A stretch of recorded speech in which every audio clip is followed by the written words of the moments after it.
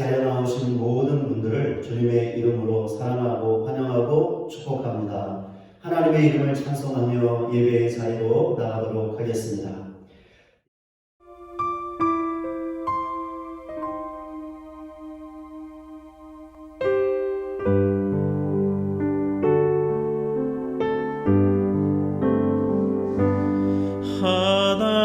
하나님이 선택하셨고 예수님이 구속하셨고 성령님이 인치셨으니 삼위일체 하나님 찬양. 하나님이 사랑하시고 예수님이 은혜 주시고 성령님이 교통하시니 삼위일체 하나님 찬양. 사랑은 여기 있으니 우리가 하나님을 사랑한 것이 아니요 하나님이 우리를 사랑하사 우리 죄를 속하기 위하여 화목제물로 그 아들을 보내셨습니다. 사랑하는 자들아, 하나님이 이같이 우리를 사랑하셨은즉 우리도 서로 사랑하는 것이 마땅하도다. 하나님이 지켜주시고 예수님이 함께하시고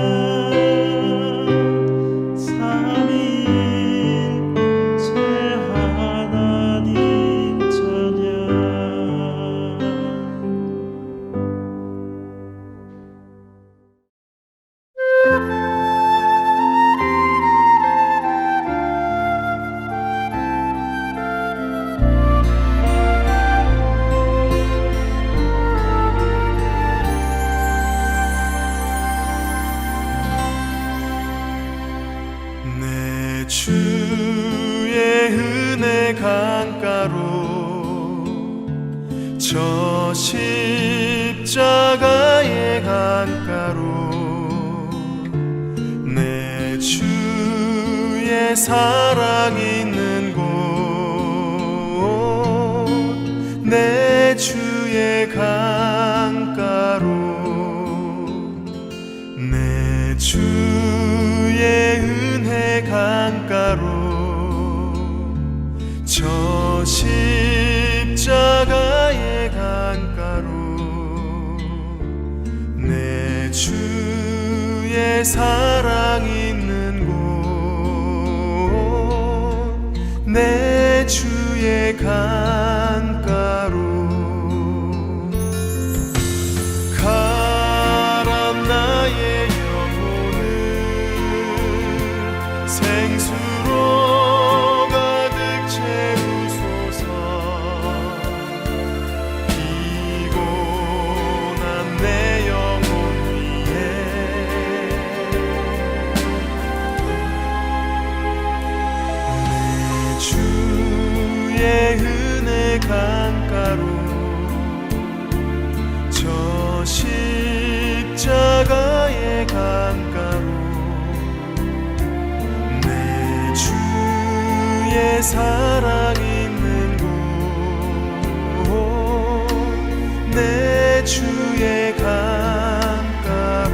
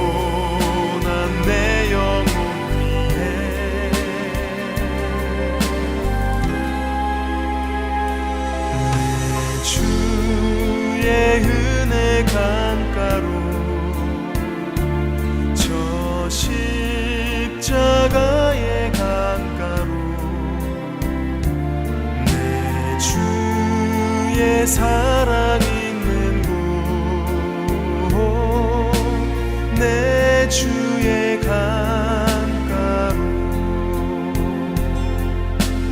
내 주의 강가로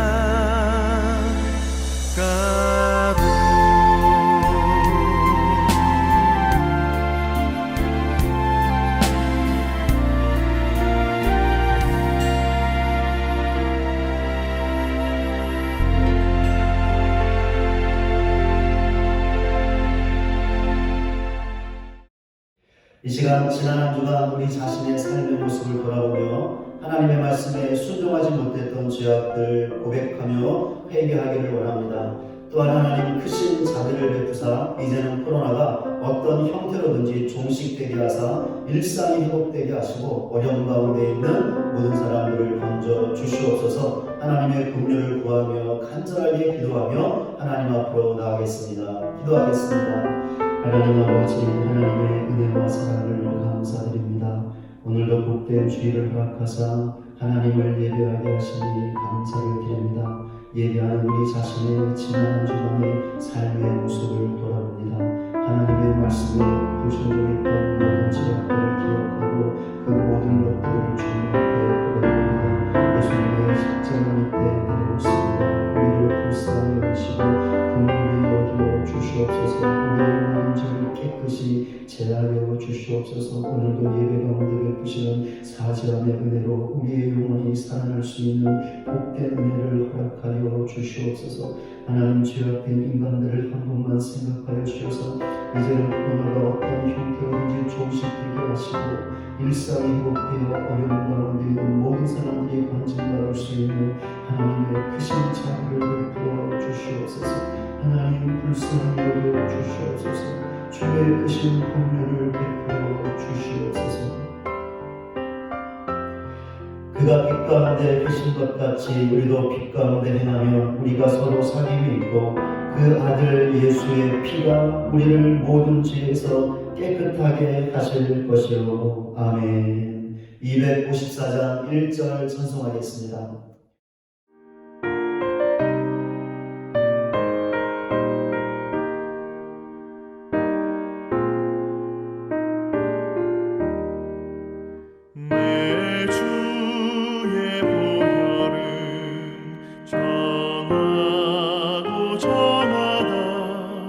내 죄를 정케 하신 주 나로 하신 나 내가 주께로 지금 가오니 십자가의 보혈로 날 씻어 주소서.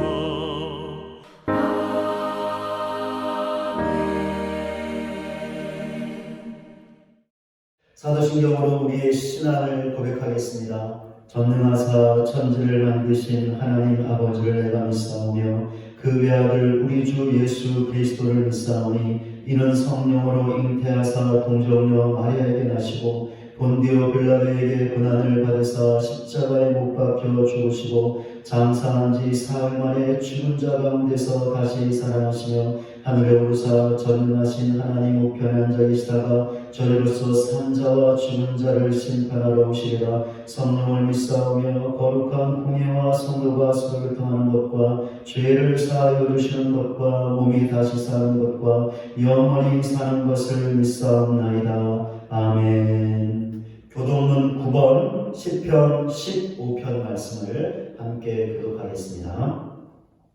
여호와여, 주의 장막에 머무를 자 누구 오며 주의 성산에 사는 자 누구오니까. 정직하게 행하며 공의를 실천하며 그의 마음에 진실을 말하며 그의 혀로만 남을 허물하지 아니하고 그의 이웃에게 악을 행하지 아니하며 그의 이웃을 비방하지 아니하며 그의 눈은 망령된 자를 멸시하며 여호와를 두려워하는 자들을 존대하며 그의 마음에 선한 것은 해로울지라도 변하지 아니하며 이사를 받으려고 돈을 구워주지 아니하며 뇌물 받고 무지한 자를 해하지 아니하는 자이니 이런 일을 행하는 자는 영원히 흔들리지 아니하리이다. 아멘. 369장 찬송하겠습니다.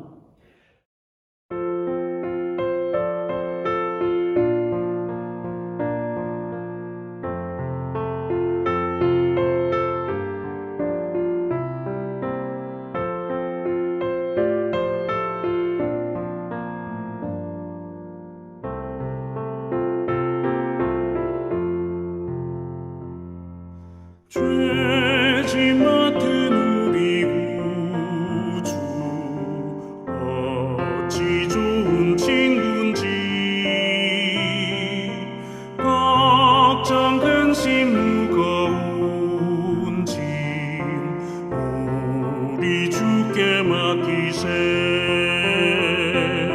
주께 고함 없는 받지 못하네 사람들이 어찌하여 아뢰 주를 모를까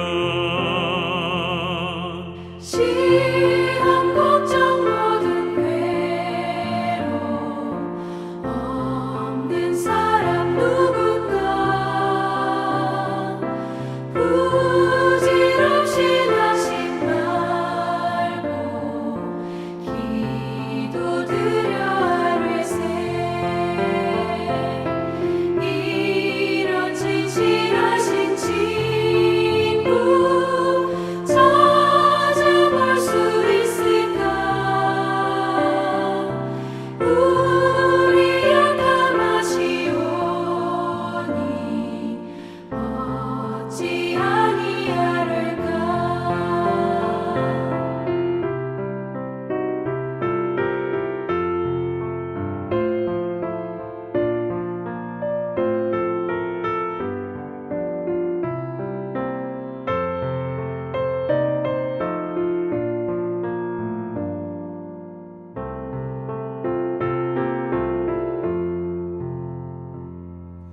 근심 걱정 무거운 짐 많이 진짜 누군가 피난처는 우리 예수 주께 기도드리세 세상 친구 멸시하고 너를 조롱하여도 예수 품에 안기어서 참된 위로받겠네.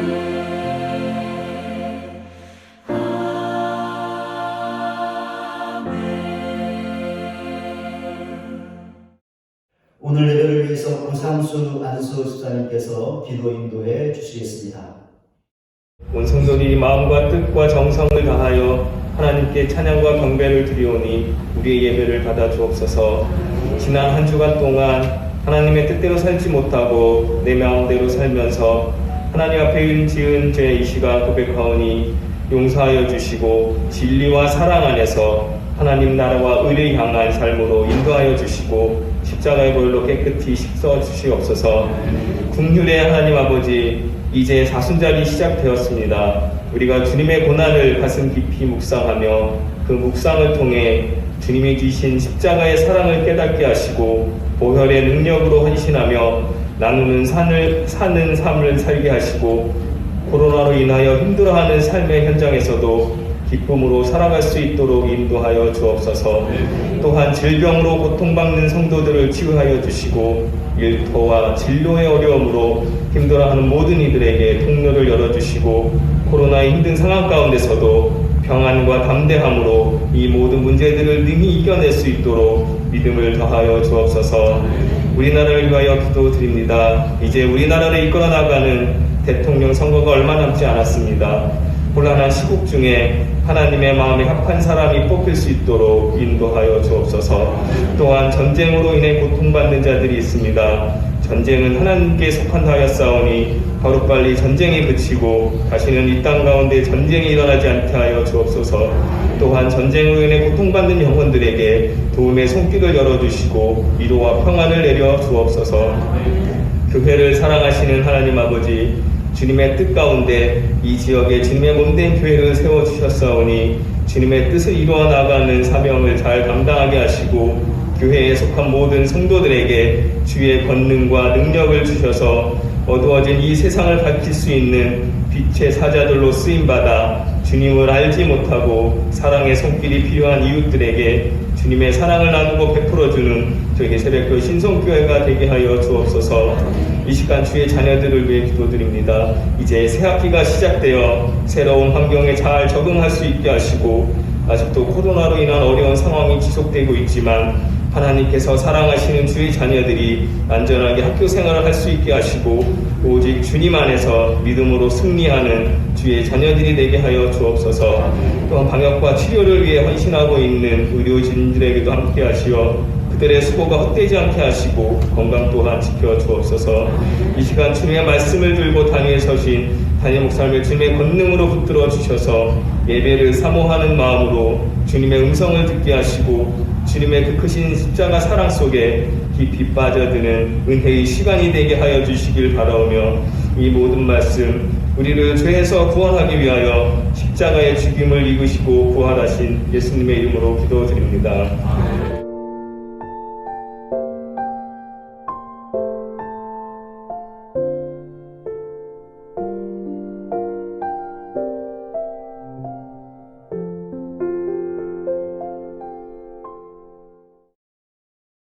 이 시간 우리에게 주시는 하나님의 말씀은 구약성경 다니엘서 6장 1절부터 10절까지입니다. 제가 말씀 공독하겠습니다.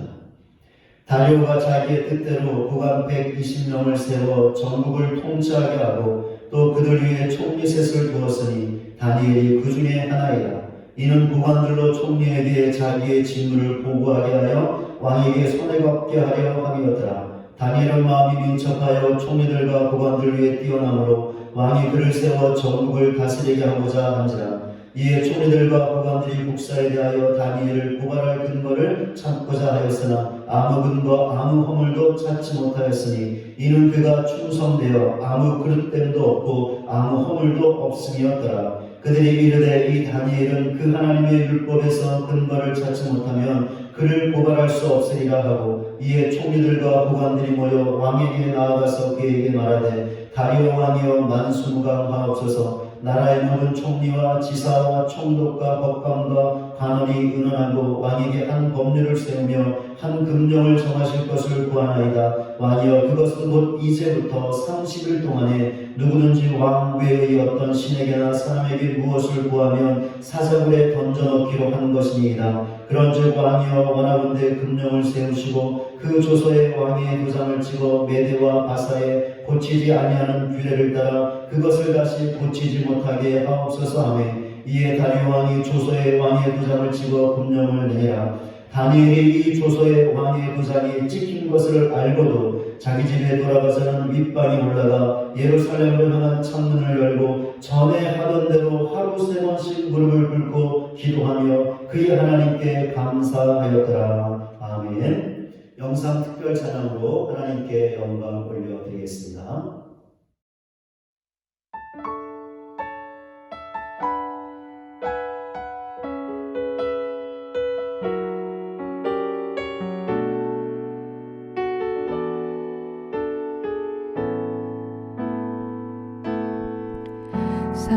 살아내기에 힘겨운 하루 감당하기에 버거운 하루 삶에 힘겨워 여전히 힘겨워 내 주님께 온 맘 다해 주만 의지합니다. 살아가기에 두려운 하루 순종하기에 무거운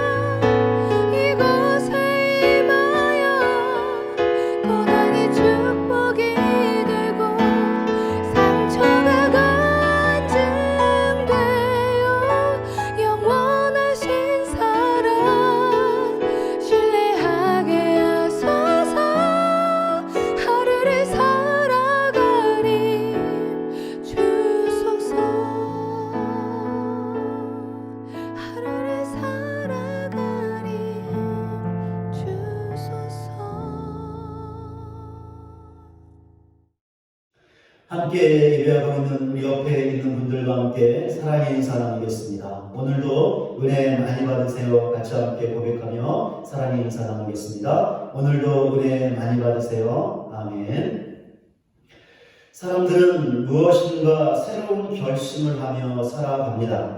예를 들면 성적이 바닥에 있는 학생은 열심히 공부해서 성적을 올리겠다는 결심을 합니다. 고생하며 열심히 모은 돈을 아끼고 싶은 사람은 절약과 저축을 결심합니다. 음주와 흡연으로 건강을 걱정하는 사람은 금주와 금연을 결심합니다. 불어나는 체중 때문에 충격을 받은 사람은 다이어트를 결심합니다. 그런데 결심한 대로 행하여 자신이 원하는 목적을 성취하는 사람은 매우 적다고 합니다.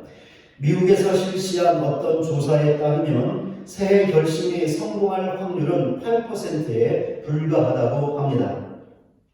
이 조사는 새해 결심에 관한 것이지만 새해가 아닌 다른 때와 다른 상황에서 결심한 것도 마찬가지로 성공 확률이 저조할 것입니다. 왜 이렇게 되는 것일까요? 이 물음에 관심을 갖고 오랜 세월 동안 사람들을 관찰하고 연구한 사람이 쓴 책이 있습니다. 이 사람은 UCLA 의과대학 교수인데 우리나라에서는 아주 작은 반복의 힘이라는 제목으로 번역되어 출간되었습니다. 이 책의 저자는 대부분의 사람들이 결심한 대로 행하지 못하는 원인을 사람들의 결심이나 목표가 잘못되었기 때문이 아니라 그 결심을 실행하는 방법이 틀렸기 때문이라고 진단하고 있습니다. 예를 들면 초등학생 수준의 영어 실력도 안 되는 사람이 고등학생 수준의 영어책으로 공부한다라는 것이죠. 다이어트를 한다고 안 하던 운동을 갑자기 매일 2-3시간씩 한다는 것입니다. 하루 1,000원도 아끼기 힘든 사람이 돈을 절약한다고 10,000원씩 아끼겠다고 하는 것입니다.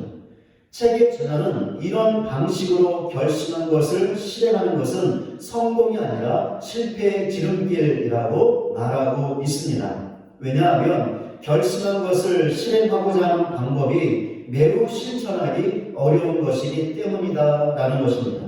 그렇지 않습니까? 초등학생 영어 실력도 안 되는 사람이 어떻게 고등학생 영어책을 가지고 공부할 수 있을까요?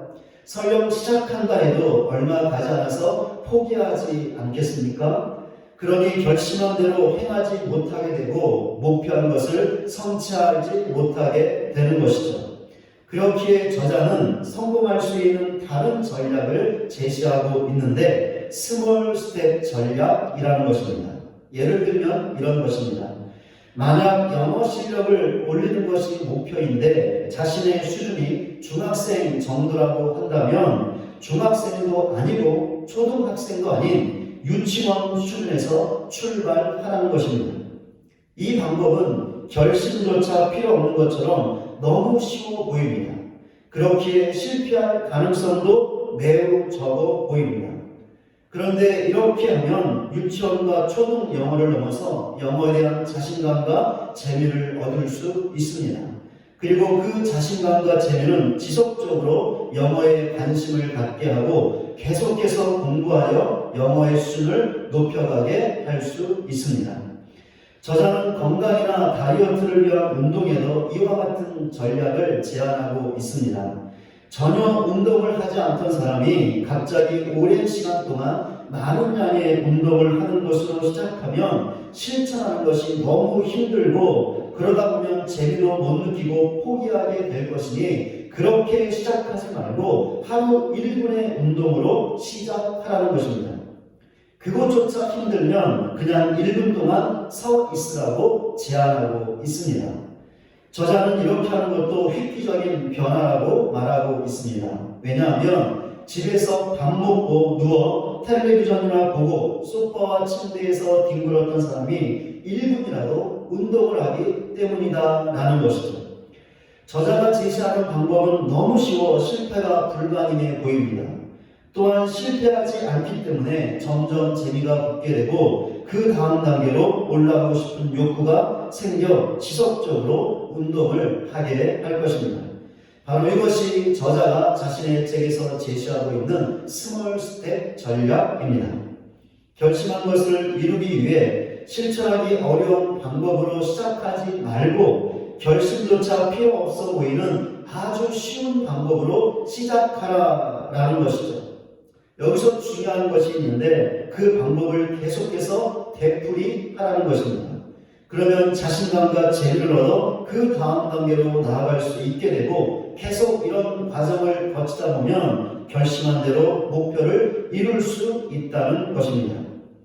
저자가 제시하고 있는 전략 때문에 이 사람의 책이 아주 작은 반복의 힘이라는 제목으로 번역되어 출간된 것 같습니다. 어쨌든 책의 제목에서 볼 수 있듯이 반복하는 것이 매우 중요합니다. 왜 그렇습니까? 아무리 쉬운 방법이라도 매일 반복해서 습관처럼 되어야 계속해서 할 수 있기 때문이고 그래야 그 성공을 통하여 자신감과 재미를 얻어 그 다음 단계로 올라갈 수 있기 때문입니다. 오늘 본문에 나오는 다니엘에게서도 반복을 찾아볼 수 있습니다. 다니엘은 무엇을 반복했을까요? 본문 10절에 전에 하던 대로 하루 3번씩 무릎을 꿇고 기도하며 라고 나와 있는 것처럼 기도를 반복했습니다. 이 말씀을 통해 다니엘의 기도를 습관적인 매일의 기도였다라고 정의할 수 있습니다. 습관적인 매일의 기도는 잘못하면 형식적인 혹은 기계적인 기도가 될 수 있습니다. 왜냐하면 매일 되풀이하는 것이기 때문이죠. 또한 매일 되풀이하기 때문에 하찮게 여길 수 있고 무시할 수도 있습니다. 그러나 습관적인 매일의 기도를 드리는 신자들의 이런 태도와 자세가 문제가 있는 것이지 그 기도 자체가 문제가 있는 것은 절대로 아닙니다. 그 반대인데 습관적인 매일의 기도가 신자에게 매우 중요하다라는 것입니다. 이런 사실은 성경을 통해 확인할 수 있습니다. 레위인들은 성전에서 봉사할 때 습관적으로 매일 아침과 저녁에 하나님께 기도했습니다. 역대상 23장 30절입니다. 아침과 저녁마다 서서 여호와께 감사하고 찬송하며 다윗도 습관적인 매일의 기도를 드렸는데 다니엘처럼 하루에 3번 기도했습니다. 시편 55편 17절입니다. 저녁과 아침과 정오에 내가 근심하여 탄식하리니 여호와께서 내 소리를 들으시리로다. 무엇보다 습관적인 매일의 기도가 중요한 것은 예수님을 통해서 확인할 수 있습니다. 마가복음 1장 35절입니다. 새벽 아직도 밝기 전에 예수께서 일어나다가 한적한 곳으로 가사 거기서 기도하시더니 방금 읽은 말씀에 나와 있는 대로 예수님께서는 새벽 아직도 밝기 전에 일어나 한적한 곳으로 가셨습니다. 왜 가셨습니까? 기도하기 위해 가셨습니다. 예수님의 이 기도는 단회적인 것이 아니었습니다. 매일 되풀이되는 반복적인 기도였습니다. 그러니까 예수님께서도 습관적인 매일의 기도를 하셨다라는 것이죠. 어떻게 보면 예수님은 기도하지 않아도 되시는 분이었습니다. 왜냐하면 인간이셨지만 그와 동시에 완전한 하나님이셨기 때문이었죠. 그런데도 예수님께서 습관적인 매일의 기도를 하셨습니다. 왜 그렇게 하셨던 것일까요? 그 기도가 매우 중요하다는 것을 신자들에게 알려주시기 위해 본을 보이고자 하셨기 때문이었습니다. 그렇기에 예수님을 믿는 신자들은 예수님께서 보이신 본을 따라 습관적인 매일의 기도를 중요하게 여기고 그 기도를 해야 합니다. 그래서 예수님의 사도들이 어떻게 했습니까? 예수님의 본을 따라 습관적인 매일의 기도를 했습니다. 예수님과 사도들의 기도의 본을 따라 종교개혁자들이 어떻게 했습니까? 그들도 습관적인 매일의 기도를 했는데 마틴 루터는 매일 4시간씩 기도했다고 합니다. 칼빈도 역시 습관적인 매일의 기도를 강조했는데 기독교 강요에서 이렇게 적고 있습니다. 각 사람은 언제 기도할지 기도 시간을 정하는 것이 좋다. 예를 들면 아침에 일어났을 때, 식사 때 또는 잠자리에 들기 전 등이다. 기도에 관한 칼빈의 가르침은 매일 기도하는 시간을 정하고 그 시간에 기도하라는 것입니다. 그러니까 습관적인 매일의 기도를 하라는 것이죠. 예수님과 사도들의 기도의 본을 따라 또한 믿음의 성도들의 기도의 본을 따라 그 이후에 신자들이 어떻게 했습니까? 그들 역시 습관적인 매일의 기도를 드렸습니다. 그렇다면 우리는 어떻게 해야 할까요? 우리도 믿음의 선배들의 뒤를 따라야 합니다. 그렇다면 왜 습관적인 매일의 기도가 이토록 중요한 것일까요? 왜 우리가 이 기도를 해야 하는 것일까요? 왜냐하면 습관적인 기도가 우리에게 주는 영적인 유익이 매우 크기 때문입니다. 그렇다면 이 기도가 어떤 영적인 유익을 주는 것일까요? 다니엘의 기도를 통해 이 물음의 답을 얻을 수 있습니다. 두 가지입니다. 첫째, 우리로 하여금 우리 자신이 하나님의 백성이라는 자기 정체성을 확고하게 붙잡게 함으로 하나님의 백성답게 살아가게 한다는 것입니다. 본문 1절에 나와 있는 것처럼 다리오 왕은 자기의 뜻대로 고관 120명을 세워 각 지방을 통치하게 했습니다. 다리오 왕은 바벨론 제국을 무너뜨린 페르시아 제국의 왕이었죠. 다리오 왕은 본문 2절에 나와 있는 것처럼 120명의 고관들 위에 그들을 지도하고 감독할 3명의 총리를 세웠는데 그 중에 한 사람이 다니엘이었습니다. 다니엘은 본문 3절에 나와 있는 것처럼 마음이 민첩하여 총리들과 고관들 위에 뛰어났습니다.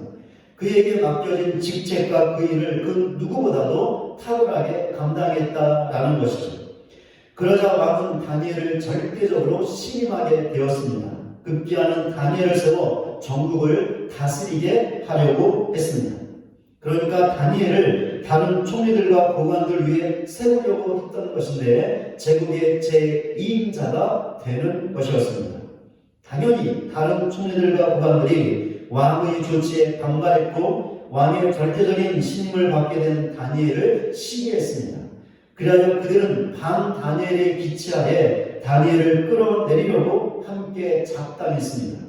국사에 대하여 다니엘을 고발할 근거를 찾고자 했던 것이죠.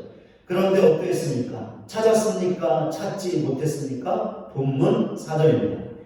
이에 총리들과 고관들이 국사에 대하여 다니엘을 고발할 근거를 찾고자 하였으나 아무 근거 아무 허물도 찾지 못하였으니 이는 그가 충성되어 아무 그릇됨도 없고 아무 허물도 없음이었더라.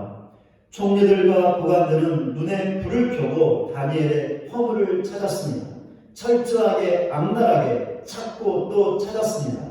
그런데도 그 어떤 근거도 허물도 찾을 수 없었죠. 어떻게 다니엘이 이럴 수 있었던 것일까요? 다니엘이 충성된 사람이었고 신실한 사람이었고 정직한 사람이었기 때문이었습니다. 다니엘은 어떻게 해서 이런 사람이 될 수 있었던 것일까요? 하나님의 백성이라는 정체성을 확고하게 갖고 있었기 때문이었습니다. 다니엘서 1장을 보면 다니엘이 뜻을 정했다라고 나와 있습니다. 어떤 뜻을 정했냐면 바벨론 제국의 포로로 끌려와서 하나님을 반역하는 가치관과 문화 속에서 살 것이지만 절대로 거기에 동화되지 않고 하나님의 백성의 정체성을 굳게 지킬 것이라는 뜻이었습니다. 한마디로 하나님을 믿지 않고 있던 바벨론 제국 안에서 하나님을 믿는 백성답게 살겠다라는 뜻을 정했던 것이죠. 그 후에 많은 세월이 흘렀고 본문에 나오는 다니엘은 80노인이 되었습니다. 그런데도 다니엘은 그 오랜 세월 동안 바벨론에 살았지만 그가 정했던 뜻대로 하나님의 백성답게 살았습니다. 이것의 증거가 그가 충성되이 총리의 직책을 감당하고 그 어떤 허물을 찾을 수 없는 것이었습니다. 다니엘이 어떻게 이런 삶을 살 수 있었던 것일까요? 그가 했던 습관적인 매일의 기도 때문이었습니다. 그렇습니다. 다니엘은 매일 예루살렘을 향해 무릎을 꿇고 하나님께 기도했습니다. 그 기도를 통하여 자신이 하나님의 백성이라는 정체성을 잊지 않고 지킬 수 있었고, 그리하여 그 어떤 허물과 잘못을 찾을 수 없는 하나님의 백성다운 신실한 삶을 살 수 있었던 것입니다. 하나님의 백성은 하나님을 잘 믿어야 합니다. 이것이 하나님의 백성답게 사는 것입니다. 그런데 이 믿음은 하나님만을 향해서는 안 됩니다. 그러니까 하나님께만 충성하고 하나님만을 사랑해서는 안 된다라는 것이죠. 이 믿음은 반드시 세상으로도 향해야 합니다. 그러니까 세상에도 신실해야 하고 세상도 사랑해야 한다라는 것이죠. 물론 타락한 세상의 가치관에 대해서 신실하고 그것을 사랑하는 것은 절대로 아닙니다. 하나님의 백성은 타락한 세상의 가치관을 미워해야 합니다. 멀리해야 합니다. 그리하여 그것에 동화되어서는 절대로 안 됩니다. 그럼 세상에도 신실하고 세상도 사랑해야 한다는 것은 무엇을 의미하는 것일까요? 세상에서 맡겨진 일들에 대하여 신실하라는 것입니다. 그것이 직장이든지 가정이든지 그 어느 곳이든지 맡겨진 일이 있다면 그 누구보다 더 열심히 성실하게 그 일을 감당해야 한다는 것입니다. 하나님의 백성은 가정에서 남편과 아내로서 부모와 자식으로서 해야 할 일에 최선을 다해야 합니다. 신실하게 그 모든 일들을 감당해야 합니다. 학교에서는 공부하는 일에 최선을 다해야 합니다. 직장에서는 맡겨진 직책과 일에 최선을 다해야 합니다. 그 누구보다 신실하게 그 일들을 감당해야 합니다. 그럼 세상을 사랑하는 말은 어떤 의미일까요? 예수님을 믿지 못하고 죽어가고 있는 세상 사람들을 사랑하라는 것입니다. 그리하여 그들을 마음에 품고 불쌍히 여김으로 그들을 위해 눈물로 기도하고 사랑으로 섬기며 복음을 전해야 한다는 것입니다. 바로 이것이 하나님의 백성답게 사는 것입니다. 이런 삶은 자신이 하나님의 백성이라는 확고한 정체성을 가질 때 가능한 것이며 이것은 또한 기도할 때 가능한 것입니다. 어떤 기도일까요? 습관적인 매일의 기도입니다. 그렇다면 우리 자신은 어떻습니까? 내 자신이 하나님의 백성이라는 확고한 정체성을 갖고 있습니까? 그리하여 하나님에게 신실하고 하나님을 사랑하며 그와 동시에 세상에 맡겨진 위치와 일에도 신실하고 세상 사람들을 사랑하여 그들을 위해 기도하고 복음을 전하는 하나님의 백성다운 삶을 살고 있습니까? 이렇게 살고 있다면 우리 자신은 습관적인 매일의 기도를 하고 있는 것이죠. 그러나 이렇게 살지 못하고 있다면, 그러니까 하나님보다 세상의 타락한 가치관에 더 충성하고 그것을 더 사랑하고 있다면, 세상에서 맡겨진 위치와 일에도 신실하지 못하고 있다면, 주변의 사람들을 사랑하지 않고 그들을 위해 기도하지 않으며 복음을 전하지 않는다면 우리 자신은 습관적인 매일의 기도에 실패하고 있다라는 것입니다. 과연 우리 자신의 모습은 어떻습니까? 이 시간에 잠시 내 자신의 모습을 돌아보시기 바랍니다. 습관적인 매일의 기도가 중요하다는 것을 알고 예수님의 본을 따라 매일 기도하여 하나님의 정체성을 확고하게 갖고 그것을 지킴으로 하나님의 백성답게 살아가는 우리 모두가 되시기 바랍니다. 그리하여 하나님에게 칭찬과 인정을 받고 더 나아가 세상 사람들에게도 칭찬과 인정을 받으며 또한 그들에게 복음을 전하여 그들을 구원의 길로 이끌 수 있는 저와 여러분 모두가 되시기를 주님의 이름으로 간절히 소원합니다. 습관적인 매일의 기도가 우리에게 주는 두 번째 영적인 유익입니다. 하나님에 대한 믿음을 갖고 그 믿음으로 하나님의 도우시는 능력을 경험할 수 있게 한다는 것입니다. 다른 총리와 고관들은 다니엘에게서 그 어떤 허물을 찾을 수 없었습니다. 그래서 그들이 한 가지 요소를 생각해 내었는데 본문 5절에 나와 있는 것처럼 하나님의 율법을 통해 고발할 근거를 찾는 것이었습니다. 이를 위해 그들은 한 가지 규례를 만들자고 왕에게 요구했습니다. 본문 7절에 나와 있는 것처럼 앞으로 30일 동안 누구든지 왕 외에 어떤 신에게나 사람에게 무엇을 구하면 사자굴에 던져 넣자는 것이었습니다. 다리오 왕이 이들의 계략에 넘어가고 말았죠. 그리하여 이 규례가 담긴 조세를 만들고 거기에 왕의 인장을 찍어 반포하게 되었습니다. 다니엘도 이 사실을 알았죠. 그런데 어떻게 했습니까? 본문 10절에 나와 있는 것처럼 자기 집 윗방에 올라가 예루살렘 향한 창문을 열고 전에 하던 대로 하루에 3번씩 무릎을 꿇고 하나님께 감사하며 기도했습니다. 습관적인 매일의 기도를 멈추지 않았던 것이죠. 이 모든 것을 지켜보던 사람들이 있었는데 다른 총리들과 고관들이었습니다. 그들은 쾌재를 불렀죠. 자기들의 계략대로 되었기 때문이었습니다. 그들은 즉시 왕에게 이 사실을 알렸습니다. 그리고는 왕의 규례대로 다니엘을 붙잡아 사자굴에 던져야 한다고 압박했습니다. 왕은 그들의 말과 그 말로 인하여 매우 근심했습니다. 다니엘을 살리고 싶었기 때문이었죠. 그래서 어떻게 해서든지 다니엘을 살리기 위해 시간을 끌었습니다.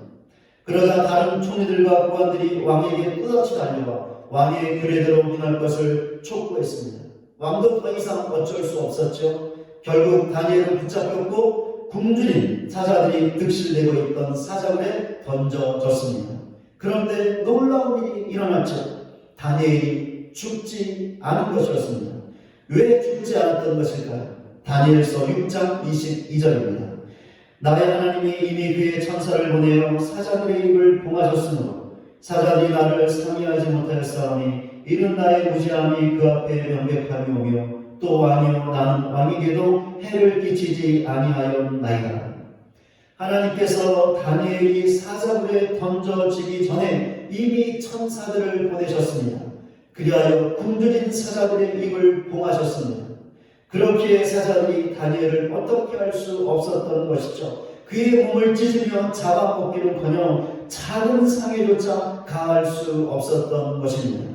다니엘이 어떻게 살 수 있었습니까? 하나님께서 크신 능력으로 사자굴에서 건져주셨기 때문이었습니다. 그런데 성경을 보면 다니엘이 하나님을 믿었다고 나와 있습니다. 다니엘서 6장 23절입니다. 왕이 심히 기뻐서 명하여 다니엘을 굴에서 올리라 하매 그들이 다니엘을 굴에서 올린즉 그의 몸이 조금도 상하지 아니하였으니 이는 그가 자기 하나님을 믿음이었더라. 왕의 명령을 받고 사람들이 다니엘을 사자굴에서 끌어올렸습니다. 그런데 다니엘의 몸에 그 어떤 상함도 없었죠. 그 이유를 성경은 분명히 밝히고 있는데 다니엘이 하나님을 믿었기 때문이었다라는 것입니다. 다니엘이 무엇을 믿었던 것일까요? 하나님께서 크신 능력으로 자신을 사자굴에서 건져주실 것을 믿었다라는 것입니다. 그렇다면 다니엘은 이 믿음을 어떻게 가질 수 있었던 것일까요? 또 어떻게 이 믿음을 붙잡을 수 있었던 것일까요? 다니엘이 습관적인 매일의 기도를 했기 때문이었습니다. 다니엘이 예루살렘을 향해 기도했다고 했는데 이것은 솔로몬이 성전을 건축하며 했던 기도를 반영하는 것이었습니다. 솔로몬이 많은 기도를 했는데 그의 기도를 한마디로 하면 하나님의 백성이 하나님의 성전이 있는 예루살렘을 향하여 기도할 때마다 하나님께서 그 기도에 응답해 달라는 것이었습니다. 도와달라고 기도하면 도와주시고 고쳐달라고 기도하면 고쳐주시고 죄를 용서해 달라고 기도하면 용서해 달라는 것이었습니다. 이 기도는 솔로몬의 믿음의 기도였죠. 다니엘이 바로 이 믿음으로 습관적인 매일의 기도를 했던 것입니다. 그렇게 그 기도를 통하여 하나님에 대한 믿음을 확고하게 가질 수 있었고 그 믿음대로 하나님의 크신 능력을 경험할 수 있었던 것입니다. 하나님을 믿는 하나님의 백성은 하나님을 믿어야 합니다. 믿되 확고하게 믿어야 합니다. 무엇을 믿어야 하는 것일까요? 하나님께서 나와 함께 하신다. 하나님께서 나를 기억하신다. 하나님께서 나를 도와주신다. 하나님께서 나의 기도를 들어주신다. 하나님께서 나를 고쳐주신다. 하나님께서 나를 인도해 주신다. 하나님께서 나를 구원해 주신다 라는 믿음입니다. 어떻게 해야 이 믿음을 가질 수 있고 이 믿음을 지킬 수 있고 이 믿음을 붙잡을 수 있는 것일까요? 기도할 때입니다. 어떤 기도입니까? 습관적인 매일의 기도입니다. 그렇지 않습니까? 매일매일 하나님을 바라보며 믿음으로 기도하는데 어떻게 하나님에 대한 믿음이 안 생길 수 있겠습니까? 어떻게 하나님에 대한 믿음을 지키지 못하겠습니까? 어떻게 하나님에 대한 믿음을 붙잡지 못하겠습니까? 반드시 믿음을 가질 수 있고 믿음을 지킬 수 있고 믿음을 붙잡을 수 있는 것이죠. 그렇다면 우리 자신의 모습은 어떻습니까? 하나님이 함께 하시는데도 불구하고 염려에 빠져 있습니까? 낭망하고 좌절하고 있습니까? 두려워하고 있습니까? 불평하고 있습니까? 소망을 잃어버리고 있습니까? 하나님께서 행하시는 놀라운 능력을 경험하지 못하고 있습니까? 그렇다면 우리 자신에게 믿음이 없는 것이죠. 하나님을 믿지 못하고 있다는 것입니다. 하나님을 믿지 못하고 있다는 것은 하나님을 향해 습관적인 매일의 기도를 하지 않고 있다는 것인데 이 기도에 철저하게 실패하고 있는 것입니다. 우리 자신의 모습은 어떻습니까?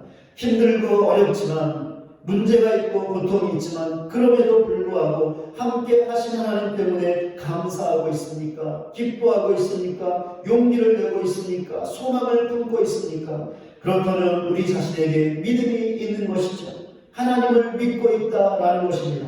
하나님을 믿고 있다는 것은 하나님을 향해 습관적인 매일의 기도를 하고 있다는 것인데 이 기도에 성공하고 있다라는 것이죠. 과연 우리 자신의 모습은 어떻습니까? 이 시간에 잠시 내 자신의 모습을 돌아보시기 바랍니다.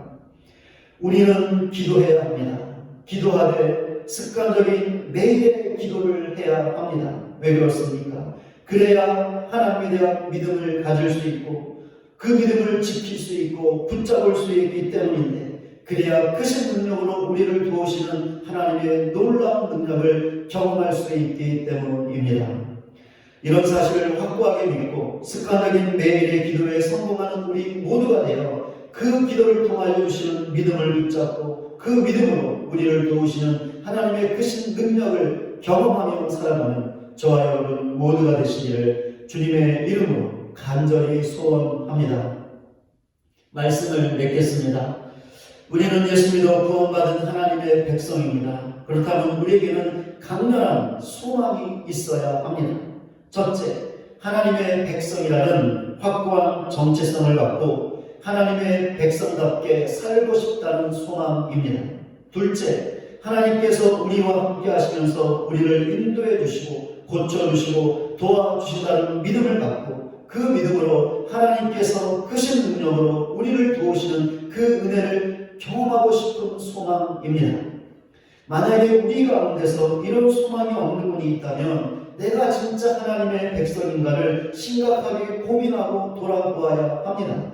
왜냐하면 진짜 하나님의 백성이라면 이런 소망을 갖는 것이 자연스러운 영적인 반응이기 때문입니다. 하나님의 백성으로서 이런 소망을 갖고 있다면 우리가 해야 할 일은 기도하는 것입니다. 기도하되 습관적인 매일의 기도를 하는 것입니다. 매일매일 기도를 되풀이하는 것입니다. 왜 그렇습니까? 그래야 하나님의 백성으로서의 정체성을 갖고 하나님의 백성답게 살아갈 수 있는 은혜와 능력을 힘입을 수 있기 때문입니다. 그래야 하나님에 대한 믿음을 갖고 그 믿음을 지키고 그 믿음을 붙잡을 수 있고 그 믿음으로 우리를 도우시는 하나님의 크신 능력을 경험할 수 있기 때문입니다. 이런 사실을 확고하게 믿고 습관적인 매일의 기도에 성공하는 우리 모두가 되시기 바랍니다. 그리하여 하나님의 백성답게 살아가고 하나님의 크신 능력을 경험하여 그 하나님을 간증하는 믿음의 삶을 살아가는 저와 여러분 모두가 되시기를 주님의 이름으로 간절히 축원을 드립니다. 자son과 50장 부르시면서 준비하신 내용을 하나님께 올려드리겠습니다.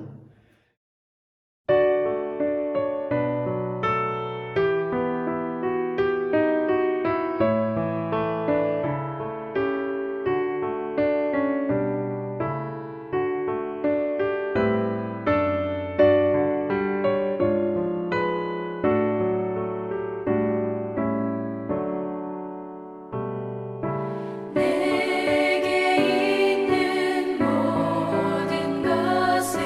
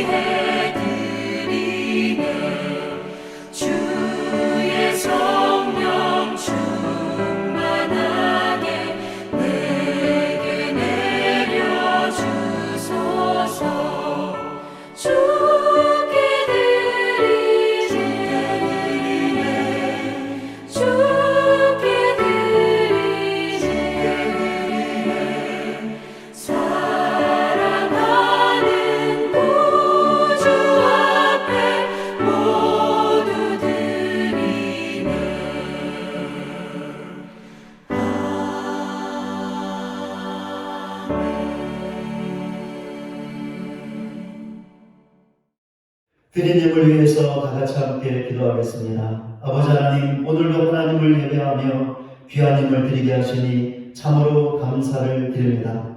오늘도 귀한 힘을 드리게 하여 사랑하는 가족들과 지체들 삶의 현장에서 많이 수고하며 힘을 다했습니다. 이 시간 위로하여 주시옵소서. 새로운 힘을 더하여 주시옵소서. 그리하여 영육간에 강건하여 삶의 현장으로 돌아가 주어진 모든 것들 능히 감당하며 하나님의 복을 받으며 살아갈 수 있는 모든 가정들, 지체들 되게 하여 주시옵소서. 오늘도 내가 가진 모든 것 하나님께서 주셨습니다 라는 믿음의 고백으로 11조를 드린 귀한 가정들과 지체들이 있습니다. 그 믿음을 보시고 풍성하게 넘치도록 갚아 주시옵소서. 오늘도 여러가지 감사의 제목과 기도의 제목을 담아 감사함을 드린 귀한 가정들과 지체들이 있습니다. 그 모든 감사의 고백을 받으시고 기도의 제목에 응답하여 주시옵소서. 그리하여 더 풍성한 감사로 나갈 수 있는 모든 가정들, 지체들 되게 하여 주시옵소서. 오늘도 모든 민족 가운데 복음이 전해지기를 소원하는 믿음으로 성경복을 드린 귀한 가정들과 지체들이 있습니다. 이 귀한 예물이 쓰이는 곳마다 주의 복음이 증거되게 하여 주시옵소서. 오늘도 간절한 마음으로 일천번제 드린 귀한 가정들과 지체들이 있습니다. 그 마음을 받으시고 그 마음의 소원에 응답하여 주시옵소서. 오늘도 교회를 사랑하는 마음으로 교회 사랑하는 분들인 귀한 가정들과 지체들이 있습니다. 그 마음을 기억하시고 교회를 사랑하는 자에게 약속하신 하나님의 복과 은혜를 풍성하게 부어 주시옵소서. 하나님, 오늘도 귀한 힘을 드린 가정들과 지체들을 기억하시고 세상의 물질 때문에 어려움 당하지 않게 하시고 필요할 때마다 풍성하게 부어주셔서 아무런 염려 없이 이 땅의 삶을 살게 하시고 주님 교회를 더욱더 신실하게 섬겨나갈 수 있는 모든 가정들, 지체들 되게 하여 주시옵소서. 예수 그리스도의 이름으로 기도드립니다. 아멘. 이제 찬송하고 예배를 마치도록 하겠습니다. 찬송가 361장 다 같이 함께 부르겠는데요. 이 찬양 부르시면서 습관적인 매일의 기도가 중요하다는 것을 알고 예수님처럼 매일 기도하는 사람이 되겠습니다. 기도를 반복하는 기도의 사람이 되겠습니다. 결단하는 마음으로 다 같이 함께 찬송하겠습니다.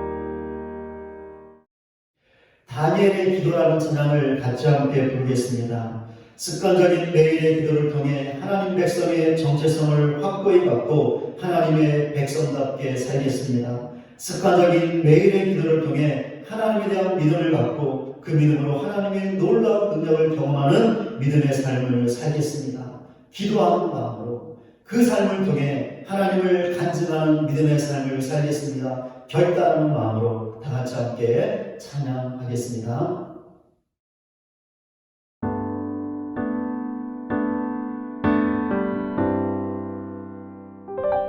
주의 보좌로 나아갑니다. 주의 얼굴을 바라봅니다. 두 손을 들고 겸비함으로 하나 되어 주께 나아갑니다. 주의 은혜에 목마릅니다. 주의 음성을 사모합니다. 두려워 말라 평안하라 강건하라 강건하라 하늘의 문 열어주소서 주의 긍휼 베푸시옵소서 우리의 눈을 열어 주의 보좌와 그 영광을 보게 하소서 주 얼굴 비춰주소서 위로의 손으로 만져주소서 우리로 주님을 간증하는 주인공 되어 주를 자랑케 하소서 주여 들으소서 응답하소서 성령의 불로 임하소서 주의 이름 위하여 주의 영광 위하여 주의 교회를 일으키소서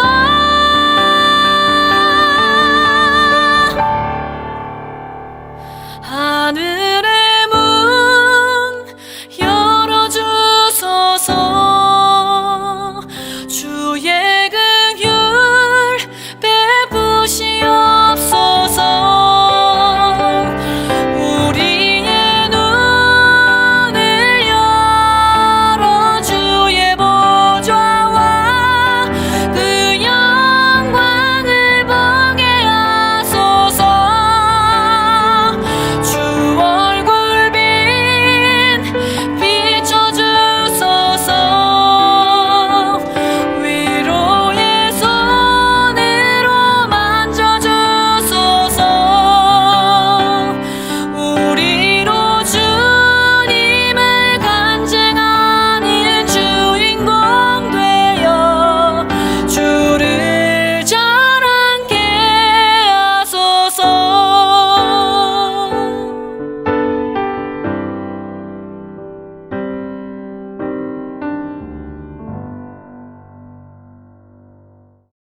지금은 우리 구주 예수 그리스도의 은혜와 하나님 아버지의 다함이 없는 사랑과 성령님의 감화감동 변화시키시는 능력이 습관적인 매일의 기도로 하나님의 백성의 정체성을 확고하게 함으로 하나님의 백성답게 살고 습관적인 매일의 기도로 하나님에 대한 믿음을 갖고 그 믿음으로 하나님의 크신 능력을 경험하는 믿음의 삶을 살 것을 결단하고 예배 자리를 떠나는 우리 모두 위에 이제로부터 영원토록 함께 계실지어다. 아멘.